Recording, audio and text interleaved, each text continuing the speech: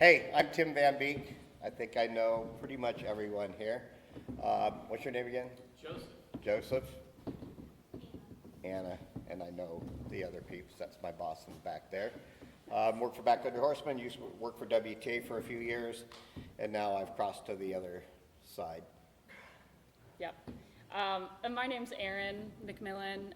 I work for WTA. I've worked there about 4 years, and I mostly work in our multi-day volunteer trips. So if any of you are familiar with WTA, the words volunteer vacation or backcountry response team, if you're unfamiliar, it's basically just multi-day trips where volunteers go camping and do trail work. So, and we have collaborated with Backcountry Horsemen quite a bit throughout the years. In my tenure, in the past few years, we've done some cool projects. So, yeah, that's why we're here today. It's been a good thing. I mean, that's how I got involved in stock. My horse is a Subaru, but when I was working for WTA, I used stock to get my work done. That's how I first got on an animal, rode in. I'm very passionate about building our stock support program out. That's how we get work done. But it's been fun. I've learned a lot on both sides. So I've been on the asking for the help and now trying to provide some of the help. So it's been a good thing. Sweet. So the point of this presentation, we weren't really sure what our audience was. It's kind of tailored for whatever, but we have a lot of pictures. So we're introducing ourselves. We're gonna talk about the value of using stock for trail work. This is a two-part session, so you don't have to come to both parts, but the idea of this is the paper planning, so thinking about what questions you need to ask before you actually get stock in the field. And I made the presentation from a partnership perspective. So I am not a rider. I rode horses in Girl Scout camp, but certainly I have no experience packing. I just have the experience coming along for the ride and preparing gear. So yeah, we'll talk about information, exit, strategy, mapping, and questions. So, and here we are. That's us again. Yeah. And then we have this video. You may have seen it before. Who has seen this video before? Just here. Okay, cool. Well, more people haven't than have, so we'll go ahead and show it. This is a video of a project that BCHW and WTA did this summer, an all-women's trip in the Pasayten Wilderness.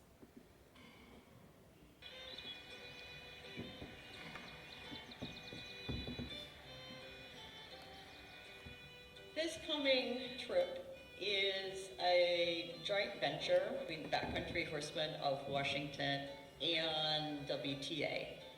Lost Trails Found is our work to try to recover the many, many miles of trails that exist in Washington State and are receding back into nature. The Pasayten Wilderness is a huge area that includes over 600 miles of trail. On the Billy Goat Trail and the Larch Creek Trail, we're over 5 years out from these forest fires, but we still see the effects of the burns. Wildfires totally changed the geology of a landscape. They also really changed the experience of a landscape. Here since 45 years, so I've climbed all those peaks and been on those trails, and the trails used to be in fabulous shape in the 90s and the turn of the century, and you could look at a map and go down any trail you wanted. You can't do that. I mean, I see this trip as part of a long legacy of hikers and horses working together to build trails in remote parts of Washington. Access to horses and other stock animals allows us to get so much further into the backcountry than we could get as just hikers. They literally take the weight off of our backs. That allowed a group of fairly new hikers to make it all the way to their campsite in one day. It's nothing new. These skills are very similar to the skills people used hundreds of years ago. It's really special to continue to pass those skills on and to see them firsthand from really experienced people who know what they're doing. 12 women signed up, 5 coming from the equestrian world, and then 7 from WTA. This is critical that we have, the trails are open for people, and it's just, in my 34 years of doing this, I've seen how less and less trails are open, so you know what, we have to do right. The Forest Service can't take care of all of that, so all the other things need to collaborate together so that we can do that, so people can get out here and enjoy this, because this is where it's at. The work is very physical, but it's very rewarding, and it just makes you feel good. Feel lucky to be my age and to be able to do this. Go do trail work for a while. You have never been thanked so often for the work you do. It's a great time spent with friends, and I'm 71 right now, so like, as long as my body will let me. I was just so thankful to hear the stories of all of these women who had come before me, and it reminded me that the world has changed a lot in our lifetimes. I do not underestimate the power of representation in my life and the opportunities that it's opened for me. All women's trips provide space for women to try new things without the pressure of having to prove that they should be there. A huge part of what Trails for Everyone means for me is it's not just providing a space that is technically open to everyone, but inviting everyone into that space and continuing that invitation.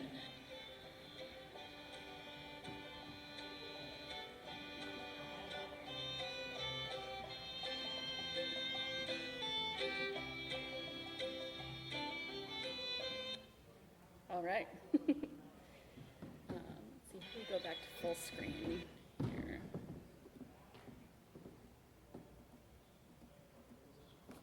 All right.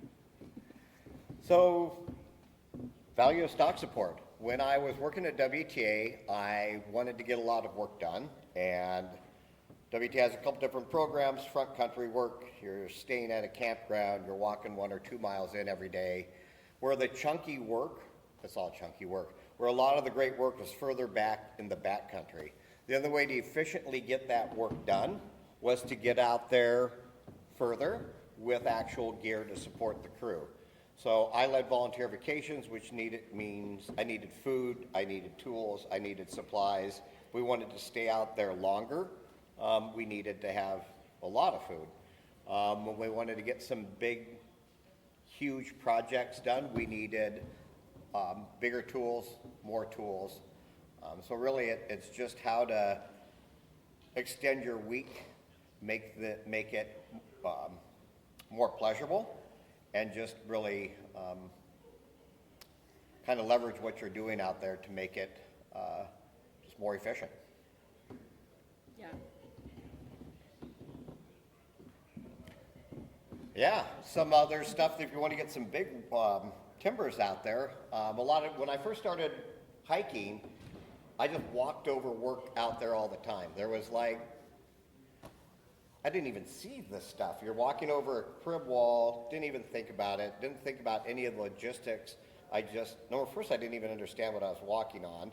And then you started looking at it and going, oh, that timber needed to get out there. Oh, the tools were required. You needed a grip hoist. You needed actual tools to get the work done, or you needed timber. If you're going out there and looking out in the woods, you'll see structures everywhere. Well, quite often it's stock. If it's in wilderness, that was stock that took that gear out, took the timbers out there. It's everywhere. Some of those bridges in the backcountry, if it's if it's native materials, that's one thing, but a lot of the lumber you see out there was actually brought in by stock. This is actually, on the left is Kathy Young, our public lands person. This is out at Middle Fork Trailhead. They packed a bunch of timber in, I think for a WTA crew. Yes. So it was a very, and Dana's just gonna cringe, but 2 horses. Folks, I'm not a stock person, so it's the ears that she's signaling something, but a couple of horses packed in some of the gear. On the right, you see Emily Snyder, who's a blue hat for WTA, out at the Middle Fork enjoying enjoying the work that the stock did to bring in the big timber. So they're pretty versatile. I don't know squat about packing. I just know they can get a ton done. Yeah. Was that the Pratt River Trail? Yep. Yep. This is the Pratt River Trail. So I think that's another cool thing about some of the projects we've done. We've done a lot of work in the backcountry. Stock are obviously a critical way to get to the backcountry, but this is a non-wilderness area. It's an hour from Seattle, and it's still the most efficient way to get this material out a couple miles. So I know people are here from different agencies, so it's not just backcountry work. Another picture from that trip. You can see also they're going to haul out the old material. So on the left there, you have some work they did out in the Pasayten. Got a couple gravel bags out there. So when you're actually out in the field, now you're 10 miles, this is like 15 miles up. It's actually up past the airstrip cabin. So now you're way out there, you need to transport some rocks. Jason's crew moved a couple tons of material over the course of a week, and they couldn't have done that without stock. And that's a mule on the left, right, Dan, and give me a head motion. So, or Dan knows more than I. And then on the right, you have Rob DeBoer was also taking some larger rocks. They got some packed boxes back there. And I admit that I don't know what I'm talking about, a lot of this stuff, but I don't need to. But yeah, to use those animals when you're out in the field to actually move big materials once you're on site. So not only are they carrying the gear in to support that crew, the tools, the food, once they're out there, they've turned into another member of the team when they're out there. This is from some WTA crews. One of the ways we use stock support is to carry a lot of food. We run programs called Volunteer Vacations, where we provide all of the food for volunteers for a week, 4 or 5 days of trail work. So we've got an adult crew and a youth crew here, and we sometimes use backcountry horsemen and sometimes Forest Service. These were actually both Forest Service supported crews. And it's great, especially for both adults and youth. It increases the accessibility for trips. Another picture, this is from that all-women's trip. A lot of people have told us that they do not feel comfortable packing food for themselves for 8 days. It's a pretty big commitment. It's kind of a skill to know what to pack. So the fact that we can provide nutritious group dinners and meals on these trips really expands the type of people that we get signing up. And for these trips that are 10 miles out, you really have to spend a couple days there to do efficient trail work. So it's pretty critical for our success in these programs. And then, of course, to carry heavy equipment. This is some equipment we carried up to support a project in Skykomish this year. I don't have a picture of it on the horse, but hikers don't want to carry. This is almost 200 pounds of gear in front of you. So one equine can carry that, and it would take 12 hikers. And then this is another cool picture. This is from some day work in Spokane on the Fish Trap Trail. And this was sort of a creative use of stock because it was a day trip. It wasn't actually that far, but they ended up splitting the crew. So there was an equine crew and a hiker crew. And the equine crew went ahead and put all of these signposts out. And this is a day work party. It's not far from Spokane, but again, it was one of those trail next doors that still could benefit from some animal help. And this just kind of goes over a little refresher what they can carry a ton of gear out there to extend the trip. We've actually packed in water before where there's a dry camp. Sometimes it makes sense to have a crew up at the pass. And if there isn't water, we could actually pack in water to help make that happen. Of course, bringing in the big heavy materials, lumber, or rigging equipment, moving gear between the job sites, moving in gravel. And again, I can't stress enough how to get out there further when I was at that other place. I just loved being way the heck out in the middle of nowhere and having everything that I needed, most everything I needed to get the work done. I couldn't have asked the crew to carry in that weight. You're carrying in some PVs or sweet hooks. You just can't do it. It really took stock to make that happen. And they deliver trail magic. So it's pretty awesome when you're out in the middle of nowhere and you're eating steaks, That's pretty awesome. Those are the stories that stick with people when somebody shows up with ice cream or with a watermelon or with whatever it is. It sticks with people for life. So we like to provide those experiences too. On the BCH side of things, they really like to see that the folks are out there doing the work. So I think they know when they can bring out and make the life a little bit better for the crews. It's awesome. I love the interaction with youth is like critical. We need stock on trail. They're a vital part of they're a member of the team. So some of these youth that are coming out of these work parties, that they end up at the agencies later and understand the value of stock, that's a pretty critical component. So you might be thinking, how do I make it happen? We're trying to share some knowledge for that now. So these are some questions you should be asking yourself before you start to get stock involved. What does your crew really need? This is critical. Is the trail passable for stock, but also is it appropriate for stock? So think about if you have access to volunteers, if you're using BCHW, if you're using Forest Service.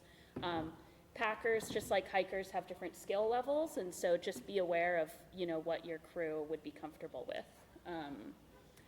How far is it being carried? Is it a drop-off, or do the packers need to stay overnight?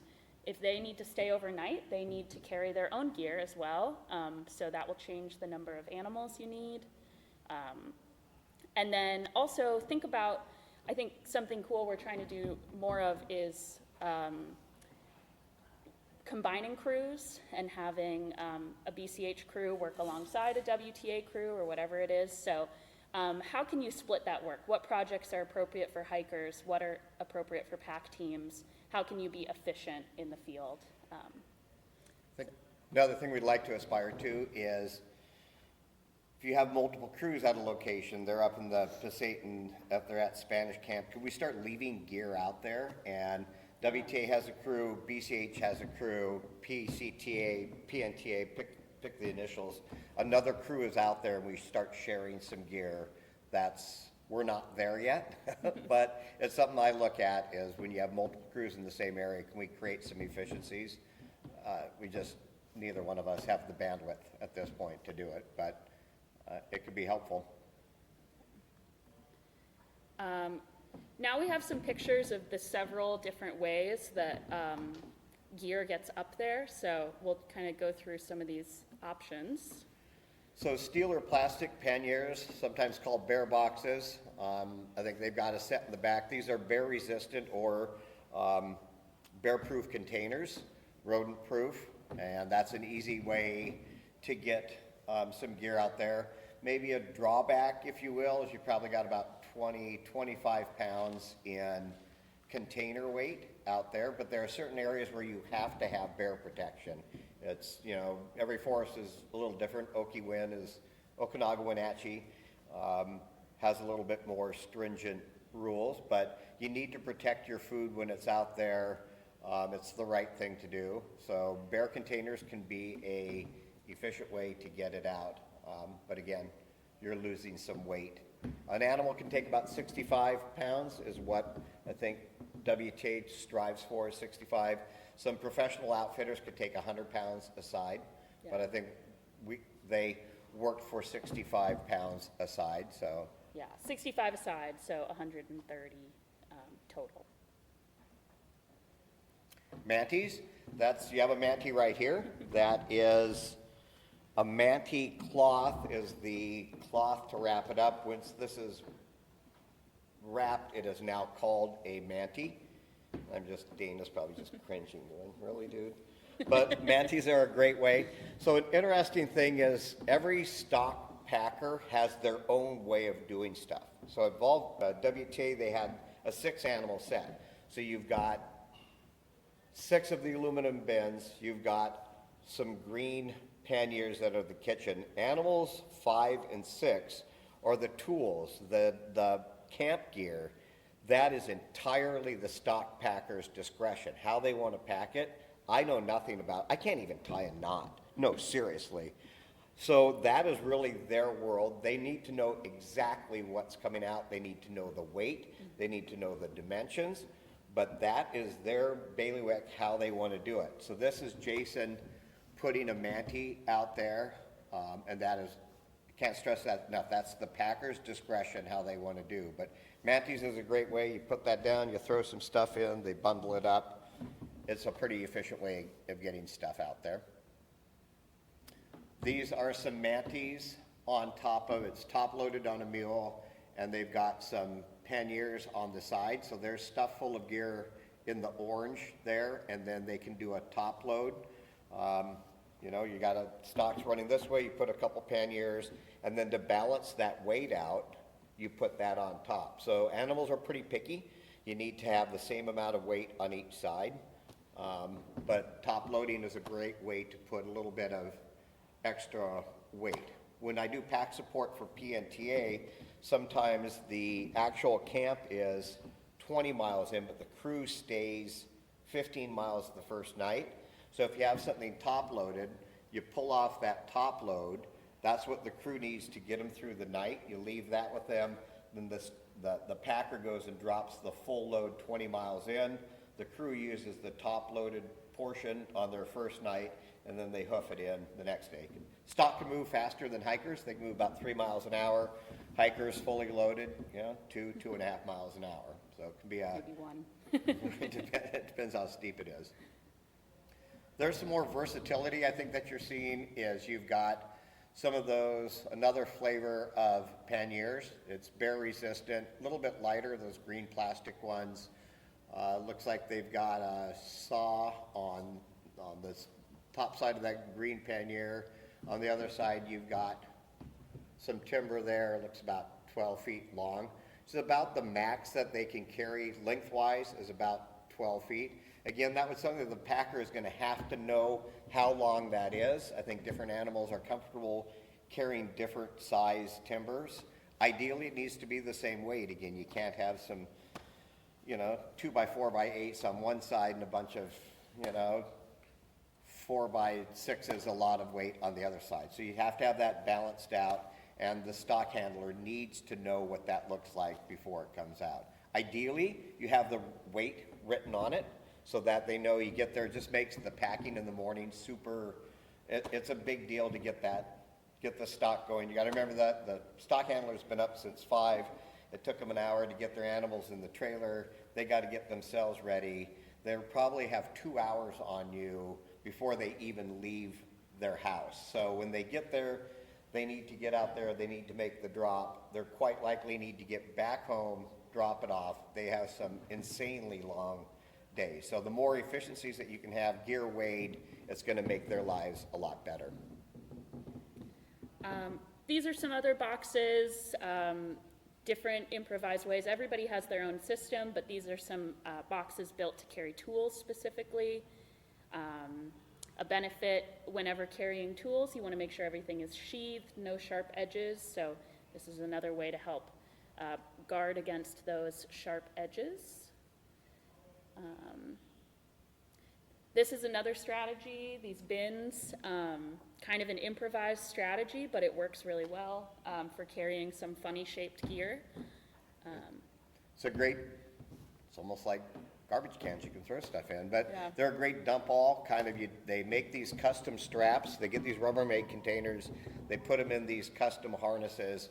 Again, it's just a really versatile way to get some gear loaded in. Again, if all this stuff was weighed beforehand, it would be super helpful.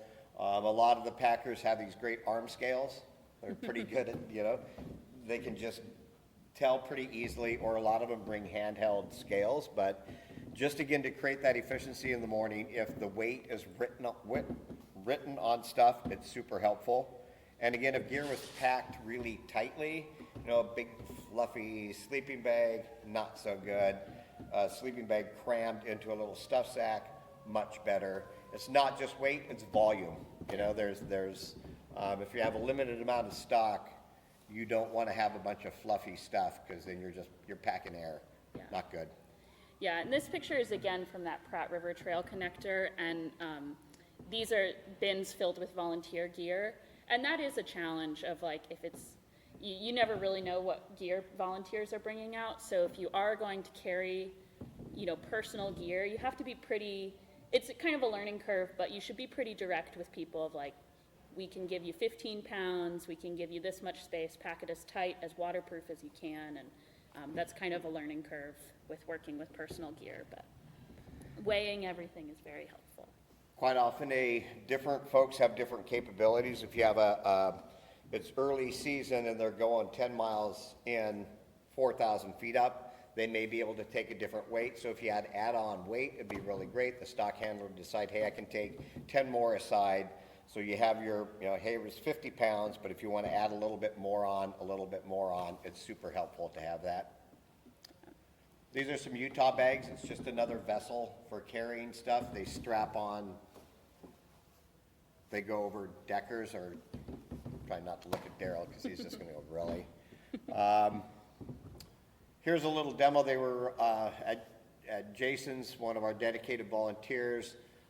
He was doing a class on how to do packing. So they have barrel thingies and they use them as kind of props.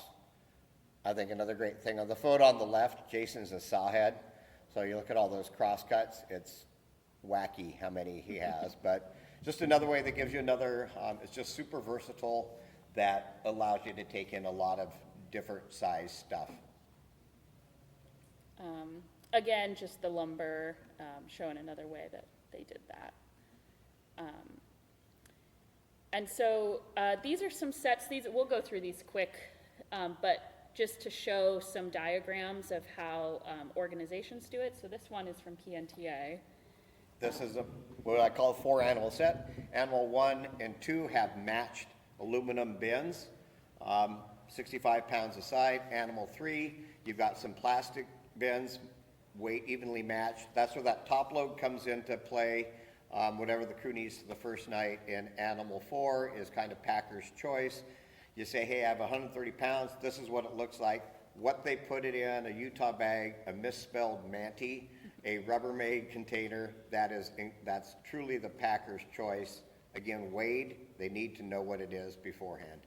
Yeah. And this is an example, pretty quick drawing I did here, but this is kind of what WTA looks like. And it's really helpful if you're setting up a stock program, it's helpful to get this consistency so that the people you work with, like at this point we've worked with the Forest Service enough, we say we're doing our standard 6-animal load. They know exactly what that means. They know exactly what animals are best with the aluminum panniers, what animals are best with the tools. So it's just helpful to get that consistency.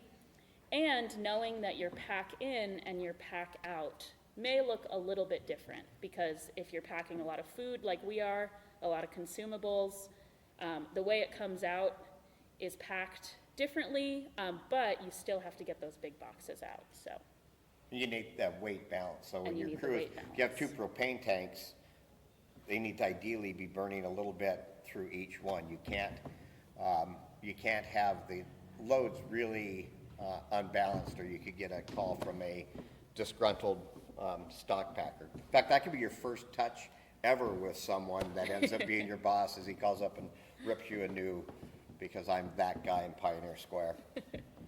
Oh, hey, Daryl. Good to see you. So I think the critical piece, if we haven't stressed this enough, is every team has their own method, and that's great, but you have to be on the same page. You have to know what the plan is, and as a trail organization, as a crew, you have to do everything you can to set your packers up for success. So knowing how they like things packed, knowing that packing things that are balanced and ready to go, because it is a long day. So, yeah, Sure. so. Go ahead. Okay, yeah, so when you start to get into the details, now let's say you know what project you want to do, I'm reaching out to Tim, I'm reaching out, and he's gonna find his pack team. These are the questions that you need to start thinking about and getting them on paper. So how is the gear getting to your pack team? This usually involves going the day before. And are packers carrying any crew personal gear? How is that getting to them? This can be a challenge where maybe we take all the group gear the day before, but we have volunteers showing up at 8 a.m. How are we gonna leave space for their 15 pounds of sleeping bags, whatever? How is that going to get in? What's the timing look like? What campsite or work site are they dropping off the gear, and is that secure? Sometimes if we're dropping off food, this is where the bear boxes come in handy, but we might be dropping off 7 days of cold cheese, and it might be getting dropped off on a summer day, 6 hours before the crew shows up. So just communicating of like, please put this in the shade and make sure it's far off from the trail. So thinking about those little details. Does your crew have what they need if the pack team gets delayed? This happens quite a bit for various reasons. Maybe there's an obstacle in the trail. Maybe everyone's running late. Maybe a horse just doesn't want to go. There's all sorts of reasons. So it's really a good idea to have your hikers pack enough food and enough gear to be comfortable that first night, because it doesn't feel good to be waiting for dinner for the animals to show up. Yeah.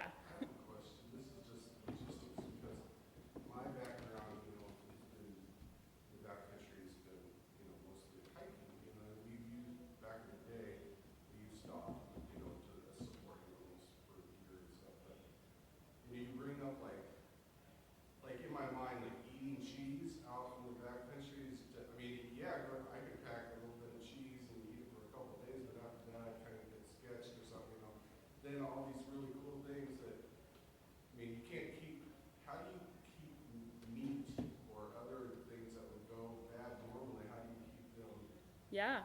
safe for consumption? If you're saying, oh yeah, I want a steak on day 7, is that just not in the cards, or is that feasible? Is there, like you can put the stuff in a creek and keep it cold, or? We've done that before. Yep. So steak is actually a coolant early in the week. So you freeze the bejesus out of stuff. They're still Yeah. doing stuff. You freeze a lot of stuff. It's frozen when it goes out there. So if a crew gets out in the middle of nowhere and they choose to take the coolant out of the bottom and eat it on the first day, not a good idea. So there's a strategic way that the gear is actually packed. So sorry she does it now, Yeah. but I used it. Yeah. So it's packed in a specific way that eat from the top and go down. Yeah. And sure, Do they make pack boxes that are insulated, actually? Yeah, so we use an improvised version. So that metal box, there's one behind you, those steel panniers, we line those with housing insulation panels, and then line that with a trash bag. And we use a combination of block ice and sometimes dry ice on top. And that can, I think it is a little sketchy, and crew leaders really have to use their own discretion and be really aware of, what's melting at what rate. We often do put things in the creek by the end of the week, but there's ways to make it safe, and, maybe a food handler's permit would frown a little bit on some of the food we eat, but we've found ways to, Yeah, because I think I've had way more than my fair share of noodles. yeah. So this is really cool to hear this stuff. Yeah. Jesse, if you bribe the packer to come in the night before and bring the steaks with you on day 7, you might eat better. and it's, steaks is a luxury. You need to get tools out there. You need to get the gear to support the crew. So some of the rest is situational. Are you going to have the same thing in the heat of the summer? No. But if you have 6 animals, that's something the crew lead needs to also think of. Getting the work done is highest priority. So sometimes if you have a lower, if all you're doing is a log out, you're taking in a crosscut, sure, you can take in more food weight, but there was also times when, depends what the job was, some of the food started going away. There's foods that are luxuries, Yeah. and there's foods you gotta have. You gotta have protein, you gotta have a bunch of stuff, but really, when it comes to it, this is the stuff that has to go. Does an apple need to go? Not really, they make dried apples. But, so that's something that they do at the packing facility based on the project, based on the capabilities of the packer. But, and yeah, you can't expect on day 7 of your trip, you're gonna be eating the same thing as day 2 or 3. No, by the end, you're getting down to what we'd probably all take recreationally, hiking. It's a different, you're eating a different thing towards the end. But sure, bribing the packer to bring in some, whatever you want would work. But hey, that is what comes first, is getting the basic necessities in. Yeah. And then, yeah, another important question is how you're packing your gear. We've talked about it being weighed and balanced, but another thing is avoiding rattles. You know, animals shake a lot, and sometimes those sudden noises of metal on metal can really spook them. So do everything you can to pack things tightly, avoiding rattles, and secure. You don't want anything flying off. So, and I thought this picture was kind of cool. This is from that trip from the video, and you can see it's a lot of gear. You know, we didn't quite take this many tools in the end, but you can see we have 8 boxes here, and lots of miscellaneous 2 fuel canisters. So you can see from the truck to the animals what it really looks like. It's pretty amazing. So we talked about going in. On the way out, you have to think about the same things. So how will you prepare your gear for the pack team at camp? This can be more challenging because you're not in a perfect environment. You're in the woods, you might not have a scale, but we do pack spring scales. This is on a youth trip, this picture here, and it takes a long time to get everything securely packaged at camp, and as the partner organization, it's really helpful to do what you can to expedite that process. How, when, and where is it getting picked up? And then where is it getting dropped off? Is it at the trailhead, or is it maybe down the road at a barn or something? Is it maybe better to take it to another location rather than leaving it all at the trailhead? You got to think about what that trailhead looks like, how secure it is, what your timing looks like. Who will be out first? As Tim mentioned, animals can go faster than hikers, so you want to think about how you're maybe staggering departures, and what happens if the pack team gets delayed, because it certainly can happen. And then the big thing, if you're including group gear, personal gear, and pack team gear, how is that all getting sent back to the right person? That can be kind of a difficult hiccup if people come out at different times. So think about that ahead of time. And what if things change? Plan for things to change, because there's just a lot of variables. Good to start the pack out process the night before. When the stock handler gets there in the morning, the gear needs to be ready to go. We're on their schedule. Again, they were up hours beforehand, so we're really working on their schedule. So getting that started the night before, prepping your gear, having a game plan, and then the crew gets close to the barnsies. They want to bail. You know, it's 7 o'clock in the morning. They want out of there. So you better prepare mentally for what that morning is going to look like, and then it starts raining. Just want to share this story. Sometimes it takes a long time for the pack team to return. Maybe they get a hiccup in the plan, or so this one, we didn't have a great plan of what to do. This is our volunteers waiting for 5 hours in the heat with no shade. We were happy to do it because we had worked with the pack team all trip, and we loved them, and we were ready for them to come back and greet them with cold water. But this is one of the challenges that you just need to be ready for, is having a plan for that timing. And then trip plans. So this is a screenshot from one of our trip plans with WTA. I just include it to stress it's really critical to have these things written down, because often you're coordinating all of this without cell service.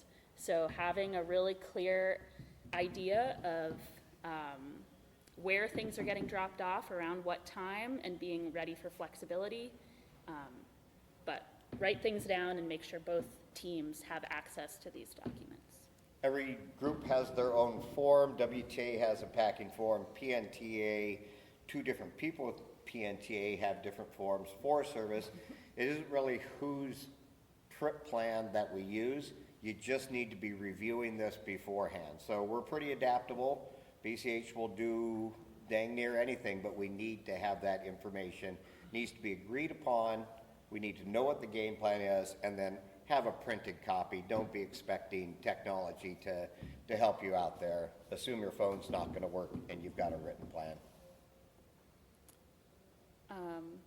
So yeah, these are just some general tips for sharing information. I think something we're still working on as organizations is identifying that single point of contact, because there's a lot of people involved. There's crew leaders and coordinators on the trail crew side, and then there's several packers involved. Those packers are often volunteers. If you're working with BCHW, they're entirely volunteers. If you're working with the Forest Service, they are packers who are working all the time and are often in the field. So it is really helpful to just choose a lead packer and a lead coordinator. Communicate early and often. Phone and Zoom are better.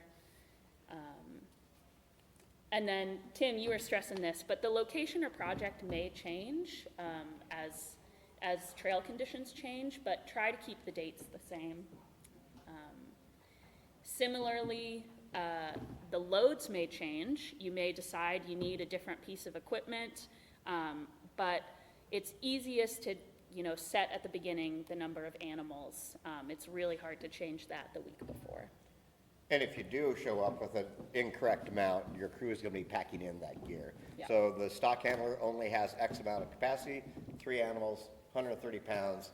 You show up with 4 animals, your week's changing. So you're going to have to make that decision, hey, what gets cut? And that needs to go first. So got to have that game plan going in and then be flexible at the trailhead.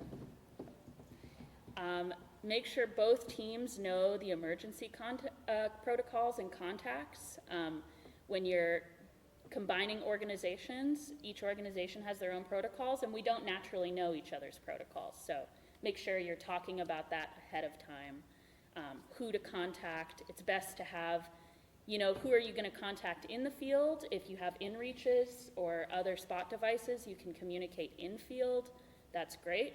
But also, who are you going to contact out of field? If someone makes a phone call to Tim, Tim's at home, he hears about a situation, who is Tim going to call on our side to know that we can be informed as well?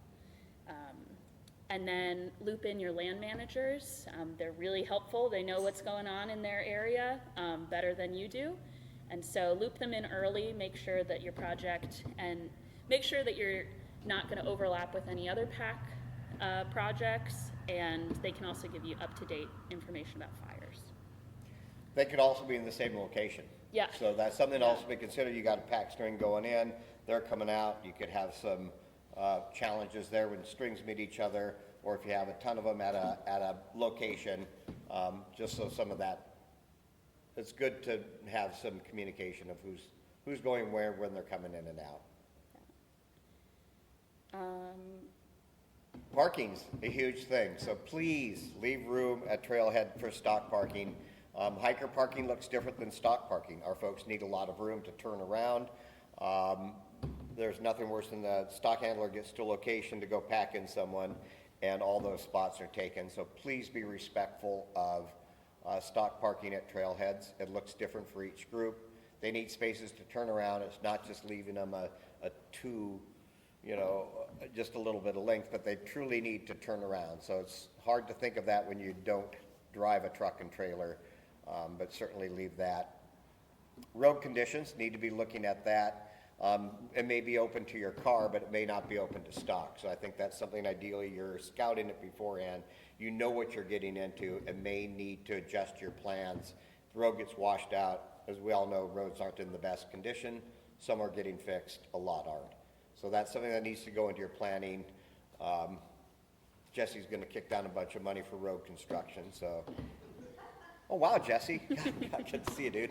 But no, that's a consideration, is roads, and it may even go into your project planning is where you're gonna do that. Crowded trails are not the best stock-friendly. Weekends are, can be chaotic, but we're working at the stock handler's discretion. If they have a job, that may not, a day job, traditional hours, that may not work for them. So if they can, you can be respectful of them, and that's some communication.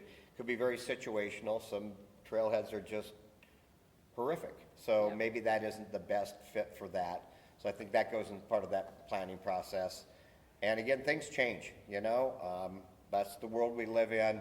It may be great on a Tuesday, and it may not be good on Thursday.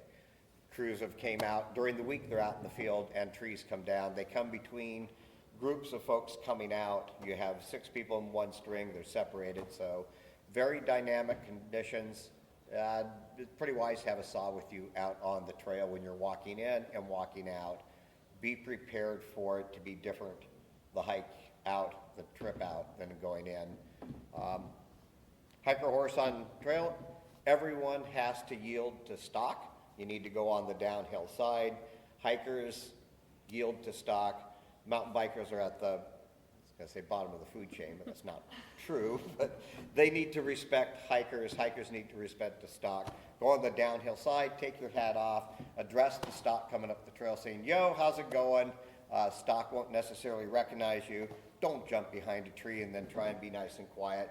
So there's a great video out there of etiquette. I think you can go Google it, and EMBA, WTA, and BCH put out a great video about respecting each other, but we're at the top of the food chain. So be respectful of that. And remember, you don't have cell service out there, thank God, thank goodness.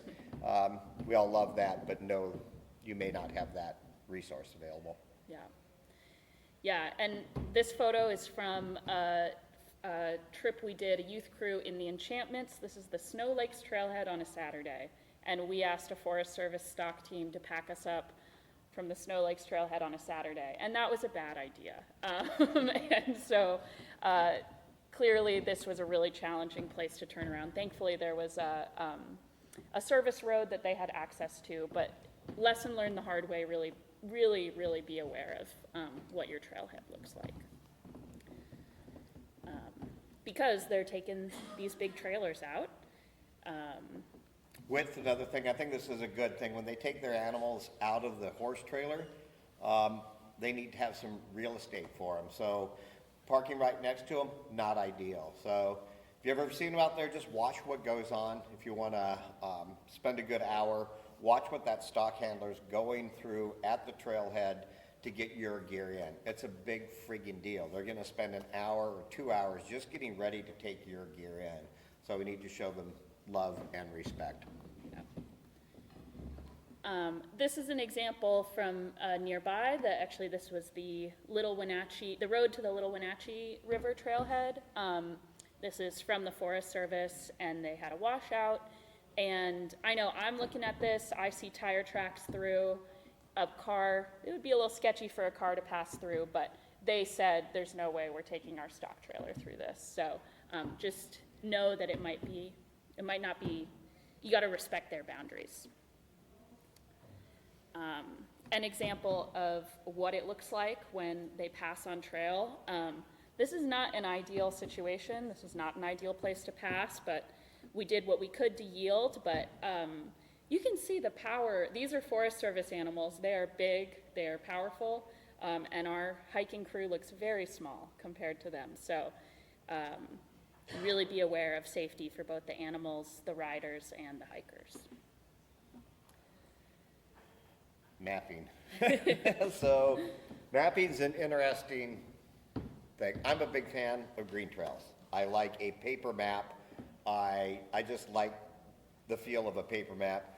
People use paper maps. They use district maps, USGS maps. They can use a bunch of different maps. It doesn't matter what map that you're using. You just need to make sure that you're on the same page. So paper or technology, that's great. Gaia, All Trails, blah de blah. Those are nice, but assume that's not going to work. I think the key is making sure that you've talked to the packer. If you have to have a Zoom, if you have to send them the map and say, do we really see the exact same thing? I think this is some of my, Yep. this is where we're going. So this is for the Larch Creek trip. Is specifically saying exactly where you're gonna go. I had conversations with Daryl. He's using a different map. It got a little bit interesting because he's swearing to God I'm looking at a place. So it could be different. Trail names are different. Trailhead names are different. It's all over the board. There's local knowledge. Oh, go to the Buster Brown camp and another person's calling it whatever. Or I'm throwing out the name of Sheep Camp or the Hilton and people don't know what the heck I'm talking about. So just know there's local knowledge, local names for places that are out there. It's across the board. So just make sure that you're all on the same page. Literally just having, or what map are you looking at, and have that conversation. You can then argue whose map is best, but just make sure you're looking at one or the other. Flagging on the trail forks, just you can't stress that enough to flag where are you camping exactly, making it really obvious for everyone exactly where you're going. Digital maps are not the best. Let's just be honest. I think Aaron had a horror story. You think you're at the pass, they're not. If you need to loop the land managers in and asking exactly where it's at is a good idea. And let's face it, there's trails that are lost now. They're just gonzo. So you can go there and no matter what your map says, you can't find the trail, you can't find the camp. So more, better communication, and really it starts with what map are you looking at? We all have phones. Take a picture, send it to them, and just make darn sure you're looking at the exact same map. And this is, kind of our last point here is just with emergency protocols. I put this in bold because working with animals is dynamic. Be ready for things to change. They will. It's just, that's how it goes. So it's a great idea to set up communication devices ahead of time, kind of critical. If you can, it's great to have a coordinator on call out of the field. At WTA, we have a pretty robust manager on call situation. They're answering whenever, 24/7. It's a lot to put on that one person. Tim knows that from experience. So whatever your organization can do, but I think it's pretty critical to have someone. Understanding each group's emergency protocols, they're different. It's something we ran into this year is just having health forums. It's really critical if you have a rescue situation to know people's allergies. We all know that if you have any sort of evacuation training, but think about that ahead of time. Do you have health forms for your packers as well? Because they're part of your team now.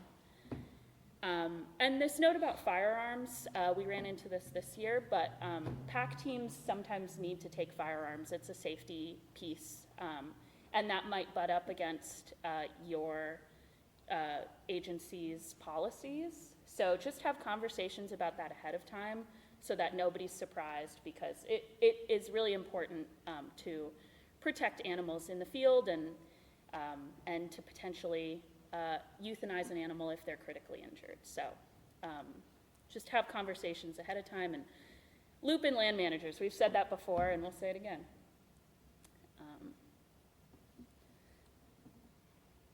Great. Who provides stock support? So BCH does a lot of work out there. We have local chapters that are doing support.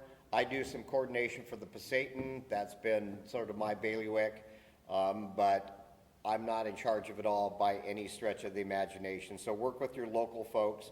Something we would like to develop out is a list of who has what, where, and what their capabilities. It's a pretty dynamic thing for us, so we know that changes, but we're gonna give it a whirl.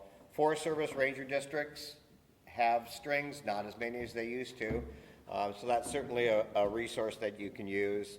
There's local outfitters, which we've used before. Darwood's actually packed in for the all-women's trip, so we need to keep those folks engaged. They do an amazing job out there. And then private volunteers actually do stuff, one-off folks, they don't run with anyone, but they're willing to go out there and help. So that's some of Jason's crew out at, help me out, Jason, that's out at Tatouche, so. Love that picture. Yeah, so that wraps up what we have for you. Any questions? You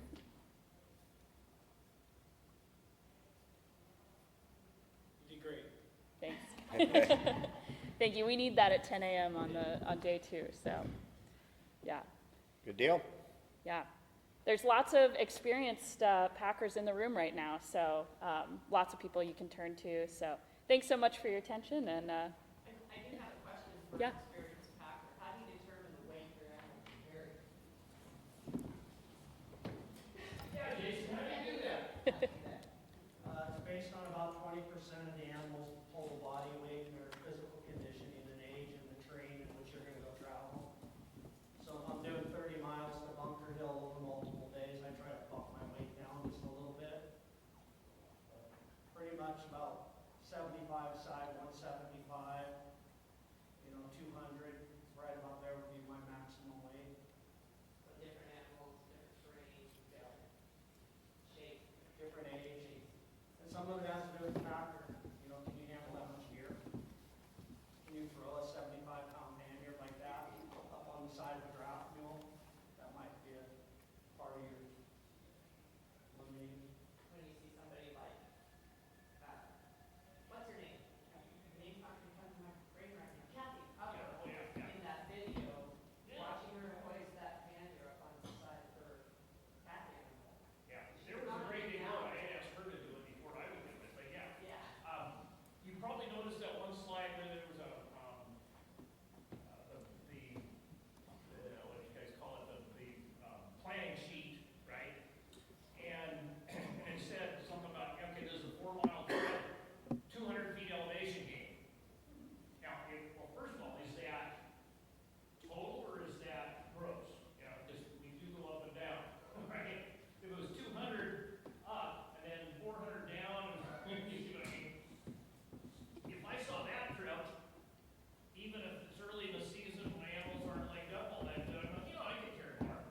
Going 4 miles, only 200 feet elevation gain, that's not a big deal. On the other hand, if it's Bunker Hill, we're going in 30 miles, and we're gonna be going up 2,000 feet or 3,000 feet elevation gain, like you said, whole other ballgame. It's very much just like you, right? If you are first fresh out of the season, throw that pack on, you usually get sores across your shoulders, and your hips get sore from the waist strap. An animal's the same. They just don't usually tell you. They just kind of keep doing their work, and then it crosses the line of abuse. They're pretty resilient. But I just had a question about feed for stock when you're out. And I'm sure it's different in each particular area. Do you keep that like as part of your itinerary or schedule? And I'm sure the stock. Well, there's a lot to consider in the map that was up there, so when I plan a trip, I obviously have to give a lot of attention to that detail. Because I need a meadow, I need somewhere I can either hand graze them, just hold on to lead ropes, I need about 2 hours a day. And when they feed, it's not so much important, right? But they do need about 2 hours and 24 of good graze, heads down grazing. Or a complete feed, or a lot of times I pack, maybe that first night I know them, so it'll be about 10 pounds of a complete, like a grain of packer pellet that I'll give them, but you have to feed them. They don't really understand wait till morning. You just really have a handful of, they can get kind of tough to deal with when they're hungry. But they definitely learn. Yep, they know the backcountry. And we can let them loose. Sometimes, depending on your animal, I got bells that go on them and I chain their feet together. That sounds funny, but we hobble them. can still outrun you. But they slow down and tire out quicker. Yeah, so that's not something that we had on our data sheet there, because it's often that data sheet is like, okay, what is our organization providing? But if there's a note, if we need to say, okay, one animal is dedicated to carrying feed, that's something we would note as well. Get Well, that? I plan out work, like if I'm doing a trip, I gotta kind of plan for a little bit of the unknown, unless I have a really good scout report. But what happens if I got in around Fox Creek, just over Lark, went over Three Pools, and I got down there in the timber, and I come to an impassable object? I'm kind of forced at 3 in the afternoon, not being able to go forward, to make tough decisions, to either drop loads and retreat, and go find water and grass, or do I keep pushing forward into the unknown? Because I'm gonna have to do something with my stock. So having somebody that says, when you get down to Fox Creek, on the right of the trail up above the spring, there's an area up there that I can lead my mules over the trees and get their head down in grass, and then lay out for a night. I've done it all like that, right? When things didn't go quite as planned, graze alongside the trail, hold on to them, right? But having them kind of rewards is really handy. So Jason's much too nice a guy to tell you a horror story, but I will.